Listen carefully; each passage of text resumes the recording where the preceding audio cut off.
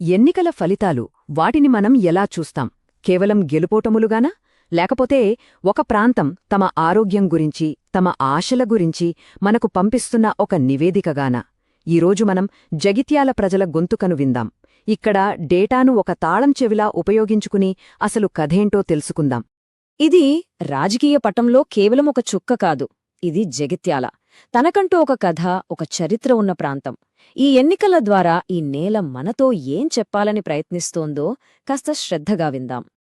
ఈ కథకు పునాది ఇక్కడే మట్టి. ఈ నేలతోనే ప్రజల గుర్తింపు, వారి బలం రెండూ ముడిపడి ఉన్నాయి. మరి ఆ నేలకు ప్రాణం పోసేది ఏంటి? నీరు. ఇక్కడ నీరు కేవలం దాహం తీర్చేది కాదు. అది ఈ ప్రాంత ఆర్థిక వ్యవస్థకు జీవనాడి. అందుకే మనం కేవలం నేల గురించే మాట్లాడట్లేదు. మనం మాట్లాడుతున్నది గౌరవప్రదమైన జీవితం కోసం ప్రజలు చేసే రోజువారీ పోరాటం గురించి. ఈ 3 ఎన్నికల ఫలితాలను ఎలా మలుపు తిప్పేయో ఇప్పుడు వివరంగా చూద్దాం. సరే, ఈ విశ్లేషణలో మన ప్రయాణం ఎలా సాగుతుందంటే, ముందుగా జగిత్యాల హృదయస్పందనను అర్థం చేసుకుంటాం. ఆ తర్వాత తీర్పులోని సంకేతాలను, ఓటర్ల హెచ్చరికలను గమనిస్తాం. గతాన్ని చూస్తూ భవిష్యత్తు కోసం ఒక బ్లూప్రింట్ను పరిశీలిస్తాం. చివరిగా నమ్మకాన్ని ఎలా తిరిగి పొందాలి అనే దానిపై చర్చిస్తాం. అయితే అన్నిటికన్నా ముందు అసలు జగిత్యాల ప్రజలు ఎవరు? వాళ్ళ కథేంటి? ప్రతి కథకు పాత్రలు ఉన్నట్లే జగిత్యాల కథకు ప్రధాన పాత్రధారులు ఇక్కడి ప్రజలే. ఇక్కడ రైతులు, వ్యాపారులు, ఉద్యోగులు అందరూ ఉంటారు. ఇది ఒక సజీవ గ్రామీణ పట్టణ మిశ్రమం. వారి స్వరూపమేంటో ఒక్కసారి చూద్దాం. ఇక్కడ గమనించండి, దాదాపు 40% గ్రామీణ రైతులు ఉన్నారు. అలాగే ఎస్సీ, బీసీ జనాభా కూడా చాలా కీలకం. ఈ సంఖ్యలు కేవలం లెక్కలు కావు. రాబోయే మన విశ్లేషణకు ఇవే పునాది. సరే, ఇప్పుడు అసలు కథలోకి వచ్చేద్దాం. ఎన్నికల ఫలితాలు. వీటిని కేవలం అంకెలుగా చూడొద్దు. ఓటర్లు మనకు పంపిన రహస్య సంకేతాలుగా చూద్దాం. మరి ఆ సంకేతాలు ఏం చెబుతున్నాయి? 2018ని ఒక్కసారి గుర్తుచేసుకుందాం. బీఆర్ఎస్ పార్టీకి ఏకంగా 61,000 ఓట్ల భారీ మెజారిటీ. ఇది సాధారణ గెలుపు కాదు, ఒక ప్రభంజనం, ఒక తిరుగులేని ఆధిక్యాన్ని ఇది సూచించింది. కాని కేవలం 5 ఏళ్లలోనే 2023కొచ్చేసరికి ఆ ప్రభంజనం ఒక చిన్న అలగా మారిపోయింది. మెజారిటీ 61,000 నుంచి కేవలం 15,822కు పడిపోయింది. ఈ సంఖ్య ఓటర్ల ఆలోచనలో వచ్చిన ఒక భూకంపంలాంటి మార్పును సూచిస్తోందన్నమాట. ఇక్కడే అసలు ప్రశ్న వస్తుంది. దాదాపు 45,000 మంది ఓటర్లో తమ అభిప్రాయాన్ని ఎందుకు మార్చుకున్నారు? ఏ విషయం వాళ్లని అంతగా మార్చేసింది? ఈ ప్రశ్నకు సమాధానం వెతుకుతూ మన విశ్లేషణ ముందుకు వెళుతుంది. ఈ టేబుల్ని చూడండి. బీఆర్ఎస్ గెలిచినా కూడా ఓట్లు 3 ప్రధాన పార్టీల మధ్య ఎలా చీలిపోయాయో స్పష్టంగా కనిపిస్తోంది. ముఖ్యంగా బీజేపీ అభ్యర్థి దాదాపు 24% ఓట్లు సాధించడం చాలా గమనించాల్సిన విషయం. అంటే ప్రభుత్వ వ్యతిరేక ఓటు కాంగ్రెస్కు పూర్తిగా వెళ్లకుండా చీలిపోయిందన్నమాట. ఇది ఫలితంపై తీవ్ర ప్రభావాన్ని చూపింది. మరి ఈ మార్పుకు కారణాలేంటి? వాటిని అర్థం చేసుకోవాలంటే మనం ఒక రకమైన ఓటర్ హీట్ మ్యాప్ గీయాలి. అంటే ఏ ప్రాంతాల్లో ఏ సమస్యలు ప్రజల అసంతృప్తిని పెంచాయో ఆ హాట్స్పాట్స్ను గుర్తించాలన్నమాట. ఈ పటంలో మనం 2 ప్రధాన ప్రాంతాలపై దృష్టి పెడదాం. ఒకటి జగిత్యాల పట్టణం, 2 చుట్టుపక్కల గ్రామీణ మండలాలు. ఒక్కోచోట ఒక్కో రకమైన సమస్య ప్రజల్ని ఇబ్బంది పెట్టింది. ముందుగా పట్టణాల్లోకి వెళ్తే ప్రధాన సమస్య యువతలో నిరుద్యోగం. చదువుకున్నా ఉద్యోగాలు లేవనే ఆవేదన వారిలో బలంగా ఉంది. దానికి తోడు మాస్టర్ ప్లాన్ పేరుతో తమ భూములు కోల్పోతామనే భయం. ఈ 2 అంశాలు పట్టణ ఓటర్లను తీవ్రంగా ప్రభావితం చేశాయి. ఇక గ్రామాల్లో పరిస్థితి మరింత తీవ్రంగా ఉంది. రైతుబంధు పథకం నుండి కౌలు రైతులను మినహాయించడం వారిని ఆగ్రహానికి గురిచేసింది. ఆ గాయం ఇంకా పచ్చిగా ఉండగానే పంట చేతికొచ్చే సమయంలో కాలువలు మూసేయడంతో ఎండిపోయిన పొలాలను చూసి రైతులు కన్నీరు పెట్టుకున్నారు. ఇక్కడ మనం ఒక విషయాన్ని గుర్తుంచుకోవాలి.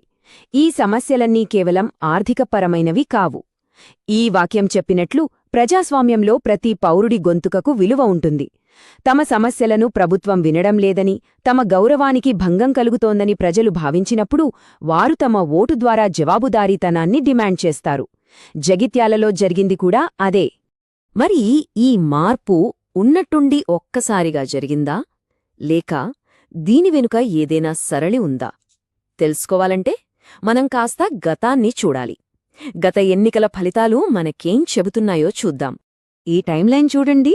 2014లో కాంగ్రెస్, 2018లో బీఆర్ఎస్ ప్రభంజనం, మళ్లీ 2023లో తగ్గిన మెజారిటీ. ఇదేం చూపిస్తోందంటే జగిత్యాల ఓటర్లు ఏ పార్టీకి శాశ్వత మద్దతుదారులు కారు. వారి నమ్మకాన్ని ఎప్పటికప్పుడు గెలుచుకుంటూనే ఉండాలి. సో ఈ మార్పుకి అసలు కారణమేంటి? పార్టీలోని అంతర్గత బలహీనతలా? అంటే బలహీనమైన బూత్ కమిటీలు, పట్టించుకోని రైతు సమస్యలు లాంటివి? లేక బయటినుంచి వచ్చిన సవాళ్లా? అంటే బీజేపీ లాంటి మూడో శక్తి పెరగడం, పార్టీలో అంతర్గత గొడవలు? నిజం చెప్పాలంటే ఈ రెండింటి కలయికే ఈ ఫలితానికి దారితీసింది. సరే, సమస్యను నిర్ధారించడం పూర్తయింది. ఇప్పుడు పరిష్కారం వైపు వెళ్దాం.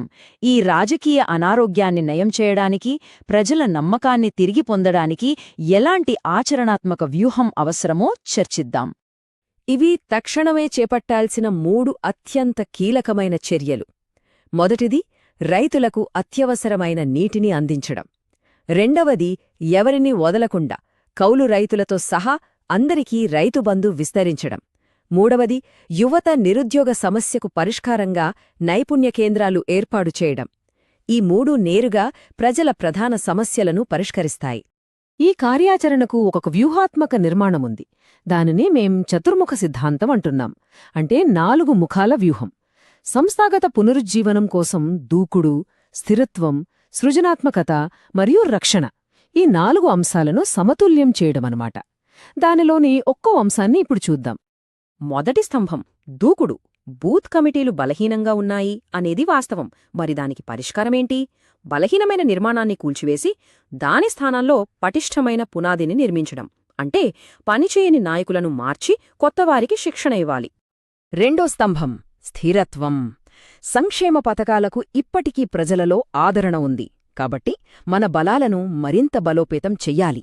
దళిత బంధు, రైతు బంధు వంటి విజయవంతమైన పథకాల గురించి ప్రజలకు బలంగా చెప్పి వారిలో నమ్మకాన్ని తిరిగి నింపాలి. మూడో స్తంభం సృజనాత్మకత. యువత పార్టీకి ఒక ఇంజిన్ లాంటిది.